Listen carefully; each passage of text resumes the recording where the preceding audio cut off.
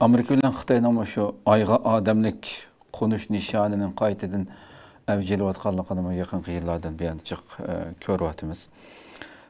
Washington bo'lsa bu Apollo vazifalarining davom bo'lgan Artemis programmasining 2027-yili ayga qaytish planini o'tirg'a qo'yib, biz barimizni Xitoy 2030-yilgacha özünün adam uçuşlarını əvətimən deb şu məsələ.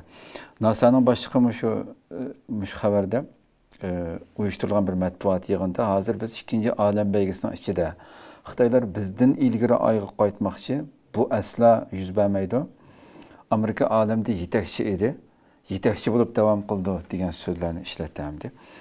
Siz bununla nimişqa bu ikisi bu qədər mən sizin aldığında çıxaman deb bundan bəyə düşürəmdi. Şu 1970'nin başında Sovyetler şu sahada nayda terakki kılıp Amerika yüzünün kendi kalganlığını his kılgan. Ama derhal yani tırışıp Sovyetlerge yetişip algan ve keyin onundakin eşip ketken. Şu hikayeye okşaş hazır mı Xitay ayga çıkış teknikleri heli bir terakki kıldı. Misalga aynınki o akı tarafı yani dömbü tarafı karanlık, köklü olmaydı. Xitay eşeğime çıkıp maşinlerini eşeğde mangızıp aşı rayonda yani o aynınki rayonunda kandak bu madenler bağ, kandak bir canlılıkla bağ mı yok mu diyendek tetkikatını ilip yürüvadı da hazır. Hatta şu karanlık tarafında bazı madeni taşlanma Xitayga ekilip onun tetkikatını hazırgıca yürgüzüp atıdı. Hatta Amerika'ma bir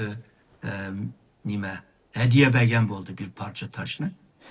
Yani bunu diyen vakti da Amerika bolsun veya ki başka devlet bolsun kendi kılıvatkanda körünü atıdı. Esince ayga çıkalaydıgan devletler heli var yani teknoloji cihette. Mesela İngiltere, Fransa, Japonya, Rusya, Amerika degende.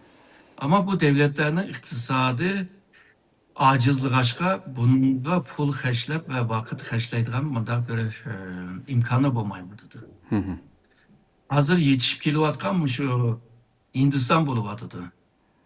Hem de Hindistan hem ayının körünügen aydın kısmı hem de karanlık kısmıma bir planlarını kuruvadıdı. Bu Hindistan eğer de bunu kılalıgan takdirde yani Xitay bilen bir rekabet kılalaydıgan halıga geldi. Amerika mı bunun tayarlığını kılıvadıdı. Demek ki gün ayda bir küreş kılış, rekabet kılışının ihtimalımı körünü vardı hazır. Hoş.